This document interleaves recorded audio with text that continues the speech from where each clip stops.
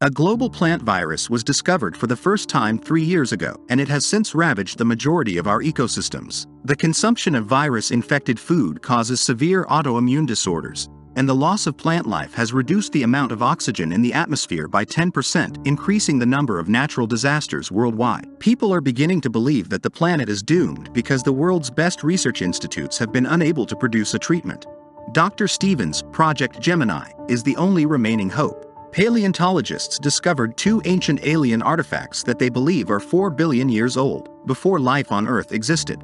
Stephen's team has replicated the super-strong materials used to make the sphere and the engine, and this engine has enabled them to build a spacecraft that can fly unattended and find a suitable planet to terraform. The sphere is used to develop life and functions as a result of dozens of commands that the team has finally deciphered. It is also proof that aliens began life on Earth. A team of medics and military pilots will fly to the solar system TESS. Stephen's wife, Amy, is opposed to him going on this expedition. She returns to the base on the day of the launch to try to prevent Stephen from leaving, but she is late and must watch the ship leave the Earth. Following the ship's exit from the atmosphere, an unexpected break forms on the alien sphere, indicating that they are not alone. Using alien engine technology, the ship creates a warping vortex, allowing them to travel across the cosmos.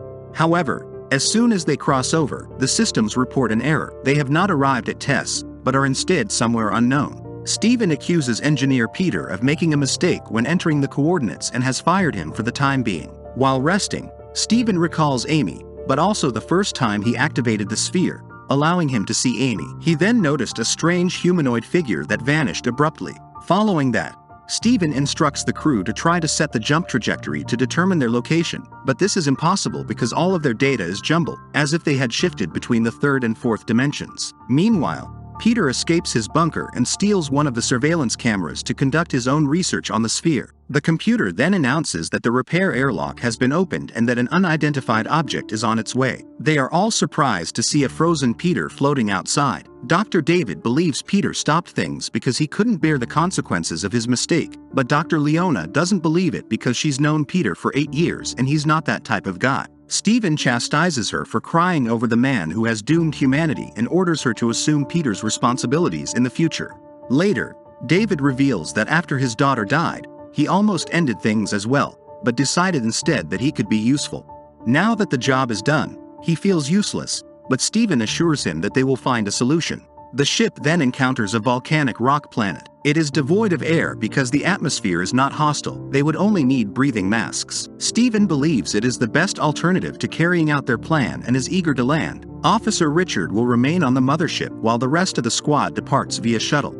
The shuttle encounters a violent storm as it approaches the planet, forcing it to use its braking thrusters to slow its descent. It will also deplete all of their fuel and make it impossible for them to return, but it is their only hope of survival. Stephen recalls giving Amy a bracelet crafted from a specific section of the ancient sphere in an attempt to unite the 2 most important things in his life after the shuttle touches down. The group awakens and immediately returns to work. The shuttle has not been seriously damaged, but its fuel is running low, leaving them stranded here. Stephen sees no problem with this because they came to stay for 4 years, and even if they don't land on the desired location, he's confident they can use one of the massive caves as a dome for the sphere to be thrown into. Meanwhile, a strange ooze drips from the walls of the shuttle's hidden passageways. When everyone is dressed appropriately, the crew transports the sphere to the nearest cave and activates it. They return to the shuttle to continue collecting data, but Ryan interrupts their work to announce that martial law has been declared on the station. He provides files that Richard gave him while the doctors were working to justify his decision. Here's a video of Peter filming himself while inspecting the sphere to avoid being accused of making mistakes later. The camera cannot capture the shape of this creature. However,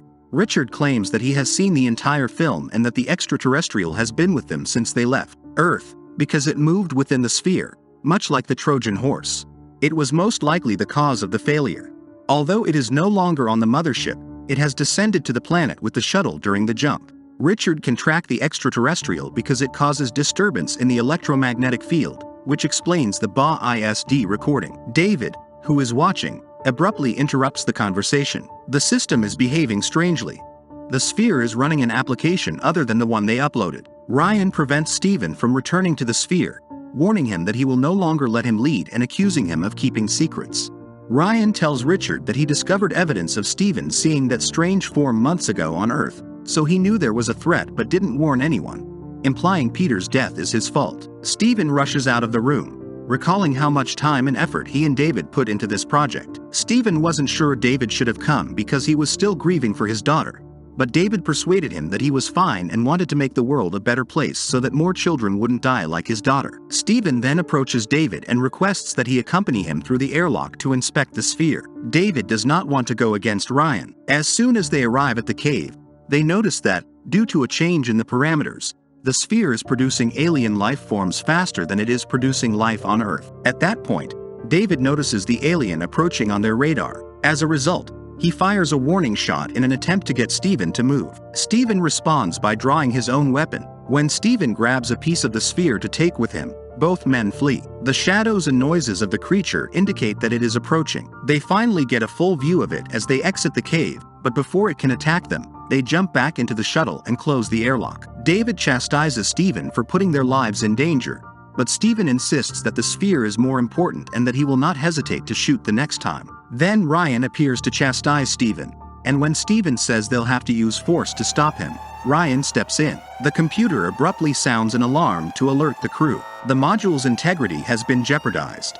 Leona leaves her room to investigate the problem, only to be sucked back into another region after discovering a large amount of goo in the corridor.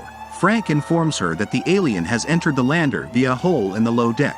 The pair makes their way gingerly to the lab, where breathing is becoming increasingly difficult. The lights go out in an instant, and a strange noise comes from behind the plant units. As a result, Frank drags Leona out of the room, and as she rushes down the corridor, she can hear Frank's screams as the alien murders him. Leona gathers the remaining members of the crew. When Ryan enters the control room and tells them what happened, he screams at Steven for bringing the alien back with him. The beast gained access by tearing a hole in the hull and causing damage. They've lost contact with Richard and can't see the rest of the ship because the generator and cameras aren't working. Their only option is to force them to go to the backup generator and reconnect everything, which will be extremely difficult if they can't find the creature, prompting Steven to offer to accompany them because it's his fault. Steven approaches the generator with his weapon drawn and successfully restores communication. The team can now track the alien and warn Steven when it is close, but as soon as Steven attempts to flee, he begins to hear those noises. Fortunately, Ryan acts quickly and uses a metal rope to drag him back into the control room.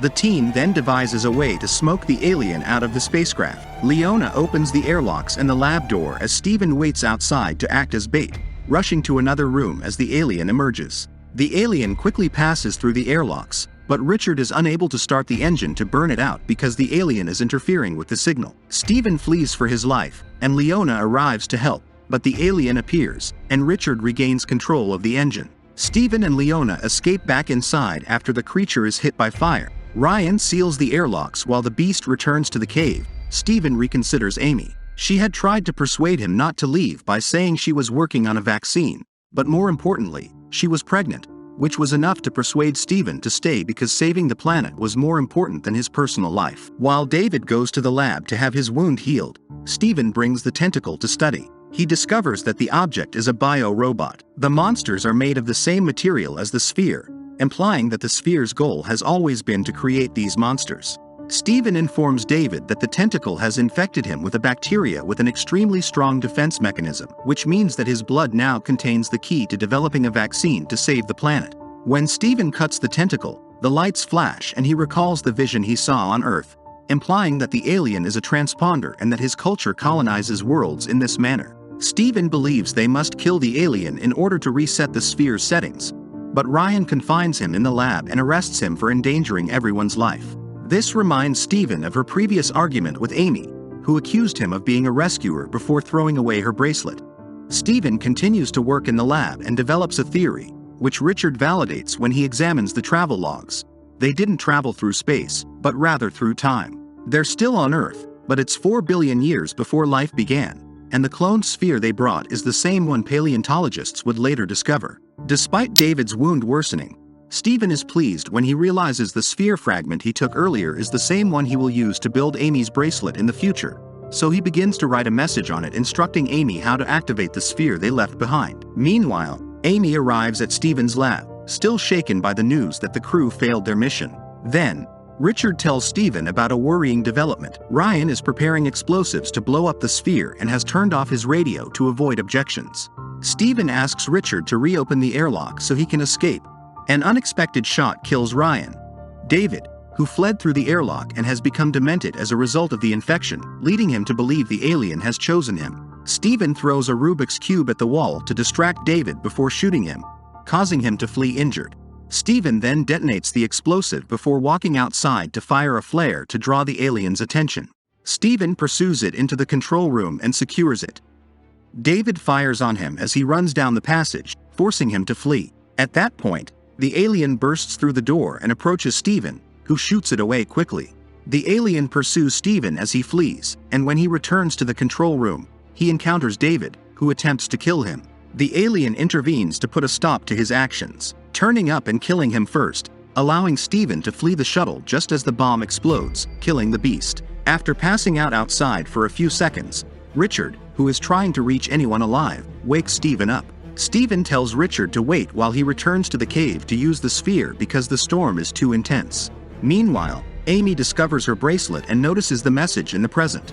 As a result, she also employs it in order to activate the sphere. At that point, Stephen rushes to give the vaccine formula before expressing his love as the connection is severed.